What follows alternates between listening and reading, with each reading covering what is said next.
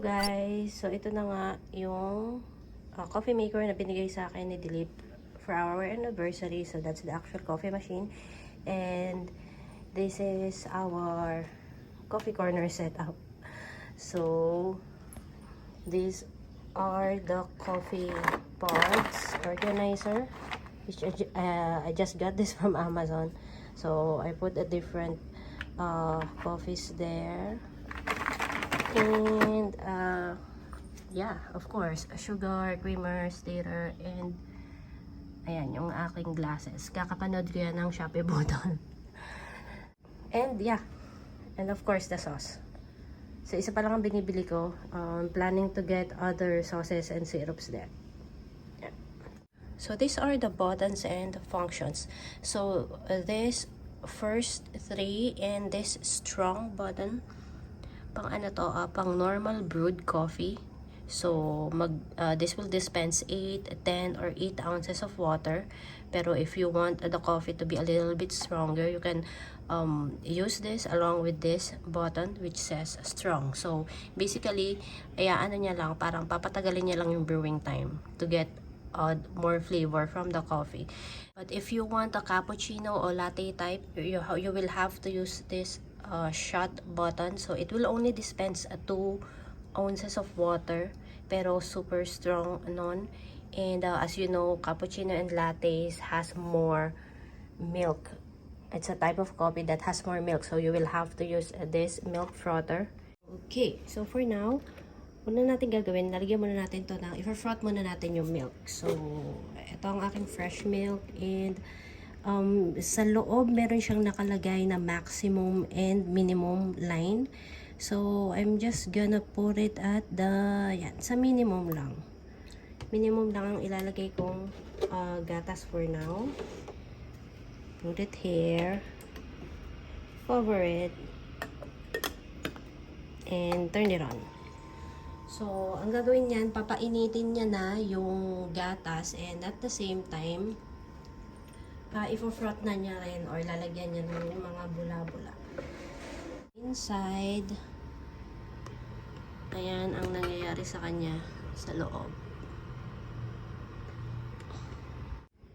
So ayan, automatic siyang mamamatay yung ilaw dito. Walang sound or anything, mamamatay lang siya ng kusa. So ito ang aking ginamit na mug. You can put sugar first if you want to put sugar first. For me, ito, ginamit ko tong caramel sauce dito. So, ayan. Kunin lang natin yan.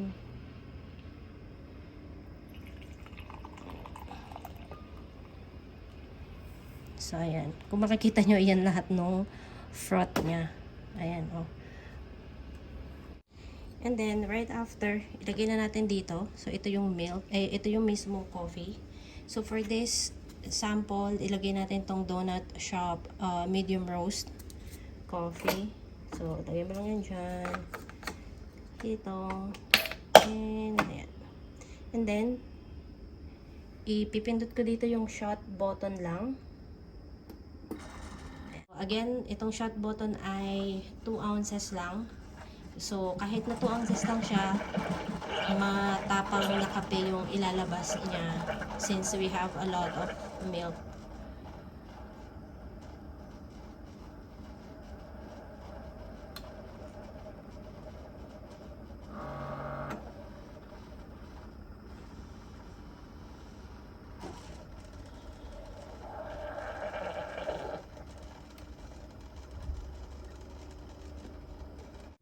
Yan. So, ayan na yung coffee. Ito na yung layer ng milk, ng coffee, at yung pinaka-froth mo. So, it's up to you na lang kung anong sweetener ang gusto mong ilagay, or if you don't wanna put sweetener, okay lang din naman. So, sa akin, I put this caramel sauce. So, lagyan uli natin. I-drizzle natin sa taas. Just for design ba. Ayan. So, and then you can mix it.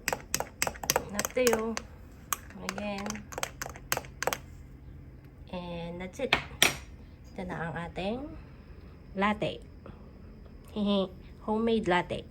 If you want brewed coffee, if you don't want this froth milk, you can also do so by using this any of this button. But what you're gonna do is, since it will dispense more liquid, hindi ka na pwedeng maglagay ng liquid milk. So you can just use creamer, coffee creamer, or just plain black coffee. Hi, good morning. So it's already 16th of September, Friday. So ngayon ang aming first wedding anniversary, yung aming ceremony wedding. And so as usual, si Dilip ay nandun at nagwo-work. Ako nag-iisip ng uulamin namin for ngayon. So wala naman kaming balak today. Baka mag-dinner lang kami sa labas. I mean, I know it's our first wedding anniversary, pero hindi kasi, I mean, hindi kami ganun talaga ka-celebrant sa mga gantong bagay. Masaya na ako sa nag-greet kami, ganyan, konting kain sa labas. And tomorrow din naman Saturday, so I said, gusto nyo, bukas na lang kami kumain. Pero mukhang gusto niyang lumabas later tonight. Let's see. And may work din kasi siya. So, medyo magiging limited din ang aming paglabas if lalabas kami. Lalo na dito, hindi dito tulad sa Pilipinas na hanggang madaling araw bukas ang mga restaurants, ganyan. Dito maaga, mga 9 PM nagsasara na sila. So anyway, and ayun, masaya naman ako kasi basta okay na ako sa greet. And aside from that, yun nga, binigyan din ako ng gift ni Dilip. Hello, so naisipan kong magprito ng talong. Ayan. Si Dilip, ayaw niya daw, silip-silip ka dyan, ayaw niya daw ng spices today. Gusto niya lang daw mag-curd rice. So ito na lang gagawin kong sides. Ipiprito ko na lang. Shushu. Natatawa ako dito kanina. Na-stress daw siya. So, na-stress siya kasi nga, tinatanong siya ng family niya anong plan. Wala nga kaming plan. So, parang, parang nakukonsensya siya. Sabi niya, na-stress daw siya. Kasi ditong nakaraan, nahuli ko siya na nag-research ng Pandora. Alam mo yun, yung mga Pandora silver jewelries, accessories, ganyan. Nahuli ko, nakita ko sa phone. So, pinagbubura ko yung mga screenshot niya. Kasi sabi ko, huwag na. Kasi hindi naman importante. Diba? At least for me, hindi naman importante for me, eh. Parang, hindi sinunod niya ako. Ngayon, parang nakukonsensya siya ngayon kasi tinatanong siya ng kanyang family, anong plan. Sabi namin wala. Parang tataka sila bakit wala. So, ayan, nahuli ko siya kanina naman, nagre-research sa YouTube na ano. Sabi, ni-ruin ko daw yung plan niya. Nagre-research siya sa YouTube how to celebrate anniversary. Kasi, sa akin kasi, halika kasi sa akin, nagkakaintindihan naman kami. I mean, big plans, gastos, hindi importante sa akin yun.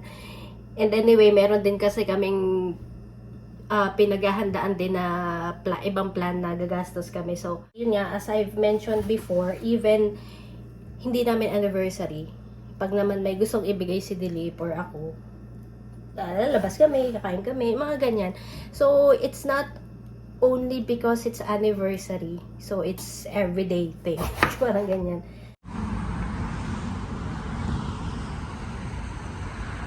Yeah. Hello!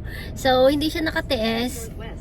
Nagpaalam siya sa kanyang manager na anniversary nga namin. So, pinayagan siya umalis ng maaga sa office. And, ayan nga, nagpilit siyang bumili ng cake sa Paris Baguette. And Jumbo.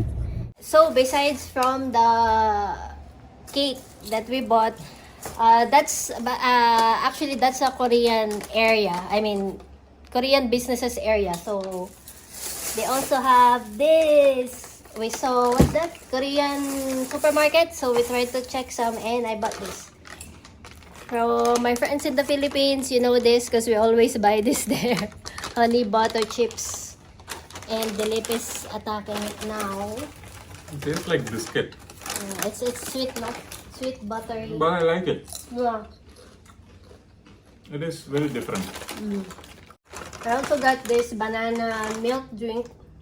But they only sell it by 6 pieces. I want to try the other flavors. But it's only by 6, right? So I cannot buy everything. This one is Japanese curry. So I let Dilip try this one. Tteokbokki rice, what's this? The rice cake, I will also let Dilip taste this one. This one, Dilip bought it for him. It's rice porridge. Jumbo. What's this? Jumbo. Mushroom and vegetables from Bibigo. And yeah, cold coffee, and it's latte. I want to try different types of Korean chips and noodles. Yeah, but they don't have And a lot of cakes. chips there, no? The chips, they don't have We a haven't lot. explored completely. Yeah, so next time we will show you the Korean supermarket. Ay, so, si Mayor ay magpapa-dinner daw. Ayan, pinagbihis niya ako. Magbihis daw ako ng maayos-ayos. Pinapakita niya yung shoes niya. Yan, so magdi-dinner kami. And ewan ko dito, gustong dumaan ng mall. So, come on!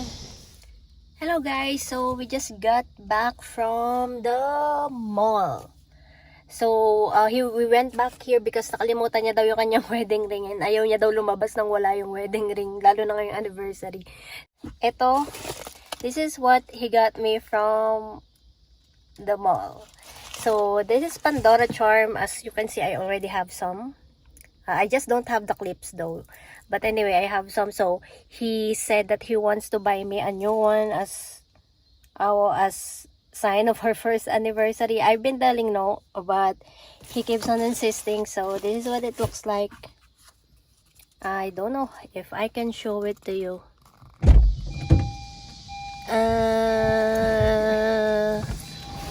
Yeah, so it's not focusing, Buji. Yeah. It's not focusing. I don't know if you can see it, but it's Minnie and Mickey Mouse riding a plane. So he chose this. I said if he wants to buy, he will choose, not me. So this is what he bought. Thanks. So we're going now to Olive Garden for our dinner date. Yeah. Bye. So yeah, so we're here now at Olive Garden, but we are, how long? It's loading. 10th. So queue, mahaba You're pila. 10th on the wait list. Yeah, so it's Friday. Anyway, it's Friday, so maybe that's why a lot of people is dining out. So we forgot to consider that. But anyway, Yeah, it's open till 11. it's open till 11. And we already know our menus. Yeah. What to choose. So waiting. I'm hungry now. I'm hungry. Yeah.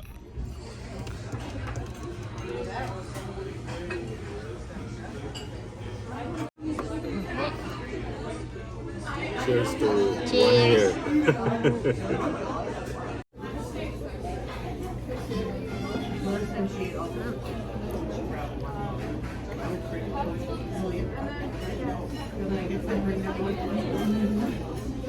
It's good. So these are the appetizers, salad. What's this? I don't know. Ziti frita, Ziti. cheesy, and garlic bread. Their garlic bread here is the best. Yep. So let's get some appetizer. Where should I put? Here?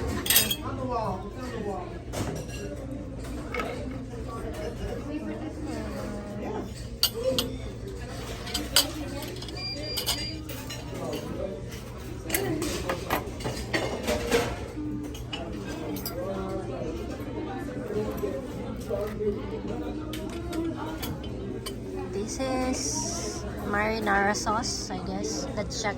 This sauce? You might as well give me a two. It has cheese inside. Yes.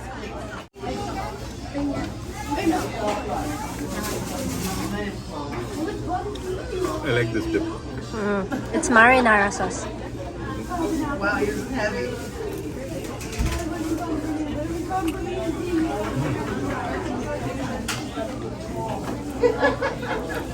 It's a good choice.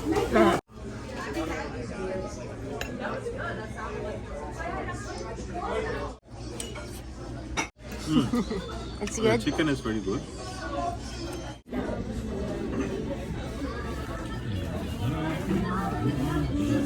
Salmon.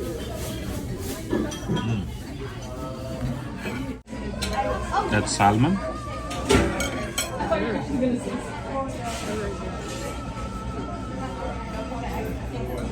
I cannot cook good salmon, so I'd rather eat outside.